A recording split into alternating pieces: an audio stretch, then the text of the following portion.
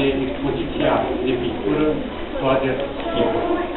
Pentru noi este un eveniment cultural deosebit, deoarece pictorul Toader Schipor, venit de pe meleagurii bucovinene, a fost în același timp lucrătorul sărbăicios al muzeului nostru pentru mai bine de 3 decenii. El a lucrat la muzeu din 1958 până în 1990.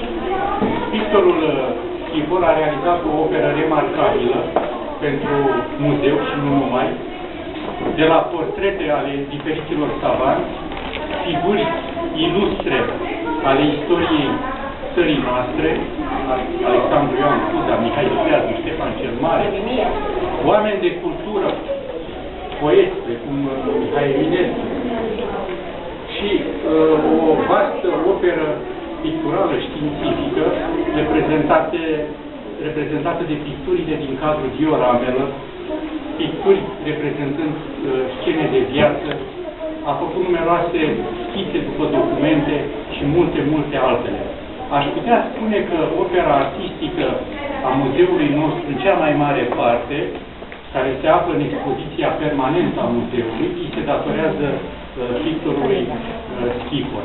Și acesta este un lucru foarte important, deoarece un muzeu de științele naturii nu își poate valorifica patrimoniul științific la maximum dacă nu îi se adaugă și expresie artistică.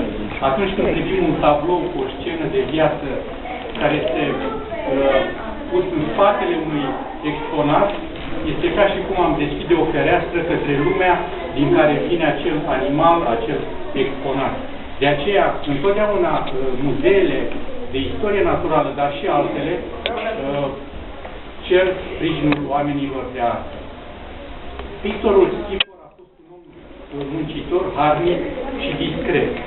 El s-a dedicat foarte mult muncii în muzeu și nu și-a propus să se facă prea mult cunoscut marelui public prin expoziții publice, dar faptul că el este un pictor de real talent și de mare valoare este că oamenii de artă astăzi îi recunosc valoarea și organizează astfel de expoziții, cum este această expoziție retrospectivă organizată la muzeul nostru.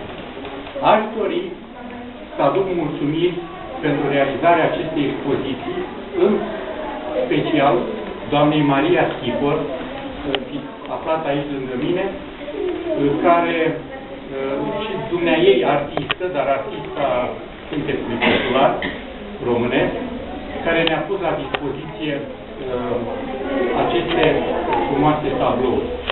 Aș și ruga publicul să vizioneze, pentru a-și face o impresie mai largă despre opera pictorului Schipor, nu doar tablourile care sunt expuse aici, dar și operele lui realizate în expoziția permanentă a muzeului, adică, practic, să viziteze toate sălile muzeului. Opere făcute cu aceeași migală, cu aceeași precizie și cu aceeași vibrație artistică. Pentru mai multe date biografice și aprecieri privind semnificația artistică a operei pictorului nostru, Toader Schipor, rog pe domnul Valentin Ciucă, critic de artă, să spună câteva cuvinte. Doamnelor și domnilor, fără îndoială că primul lucru la care ar trebui să ne referim este acela al realizării dimensiunii istorice a locului în care ne aflăm. Unui filozof i-a și spus la un moment dat că nu e important ce faci și dacă ți-ai găsit locul tău în galaxie.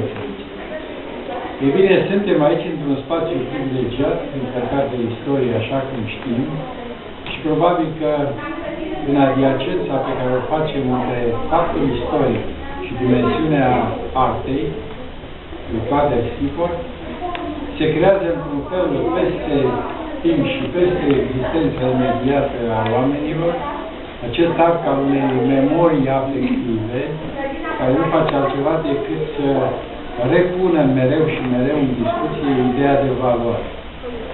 avem a face cu o valoare care a făcut din modestie un crez, o datorie și îi se părea că a te devota celorlalți este poate cel mai minunat lucru pe care îl poți face. Să ne facem daruri. El a făcut daruri, dar fără să semneze niciodată aproape că ele vin de la acest autor. Sigur că în sala în care ne aflăm și probabil că v-ați împrietenit privirea cu aceste mari portrete ale bărbaților neamului, dar și cu frumusețea imediată a unei flori, fragilitatea, parfumul unei flori, însoțind-o evident cu elemente care, într-un fel, sunt configurate de destinul unui tânăr bucovinean încărcat cu har, un om care l-a cunoscut și a fost chiar apropiat o perioadă cu Nicolae Laviș, ceea ce înseamnă foarte mult, dar mai cu seamă a avut șansa să se întâlnească în tinerețea lui cu cine trebuie. Și acest cine trebuie nu era altul decât Corneliu Babu. A spune și a face relația între toate tipuri Corneliu Babu, sigur, nu atât neapărat în plan axiologic, dar în plan afectiv, vă dați seama că a știut sau Dumnezeu l-a călăuzit să se întâlnească cu oamenii care contează, nu numai în spațiul imediat al Iașului sau al Moldovei, al Bucovinei, ci la nivel național. Nu cunosc caz de modestie mai subtil sugerată decât în cazul lui Toader Schipor, cel care categoric, un pic de îndrăzneală, a făcut o carieră cu totul alta decât cea pe care unii mărunți o fac strălucitori. Așa se întâmplă adesea, că cel care e dăruit cu har mai mult, să aibă și această însușire a întoarcerii către sine, a mulțumirii către divinitate și să facă mai puțin zgomot, ci mai mult spirit pe care să-l transmiți celorlalți. Sigur că această carieră discretă, tot ce este mai important aici, din punctul de vedere al grafiei, al semnelor tabloului, îi aparțin. Într-un fel, aceasta este opera care se continuă, așa cum vedeți, și în bunurile pe care ni le oferă celor care am vrea să ne însoțim existența cu prezența lor discretă. Pentru că dacă a fost discret în calitățile intimității sale, s-a dovedit discret și în exercițiul fiecare zile. Mă și întreb, am murit acum 3 ani, cum de n-a avut îndrăzneala să se apropie de alți confrați care decid la nivelul blezei. Nu s-a întâlnit cu cineva care să-l comenteze, să potențeze, să valorifice arta lui. Iată că, într-un fel, e încă o însușire care sporește, într-un fel, dimensiunea morală și profesională a celui despre care vorbim. M-am gândit și pentru dumneavoastră, ieri am anotat împreună, sau alaltă am anotat împreună, în relația în care veți vedea un cuplu absolut extraordinar. În primul rând este acela dintre Ștefan cel Mare pe de o parte și Eminescu, și el un voievod, ca și Ștefan cel Mare, dar care nu a avut nevoie să se confrunte în bătălii vijelioase cu dușmani, ci dimpotrivă să lase peste timp această frumusețe a limbii române.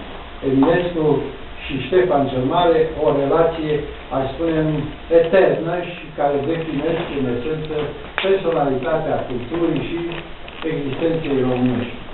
Alături sunt 2 portrete absolut remarcabile pe care nu întâmplător le-am așezat pe coperțile acestui albumaș, care este însă suficient pentru că am definit în el, în cuvinte, cred, potrivite, atât dimensiunea creatorului Toader Schipor, dar și merosul la care a avut acces, talentul, harul pe care l-a avut doamna Maria Schipor.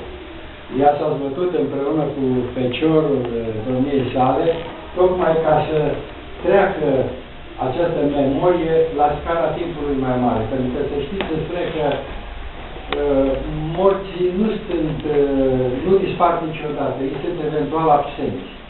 Ceea ce înseamnă că memoria noastră afectivă recuperează permanent această formă de reverență, prin neuitare, a celor care înaintea noastră poate că au făcut lucruri mai bune decât noi. Deci acel panou la care m-am gândit este și un fel de arbore genealogic. N-am avut și strămoșii lor, dar sunt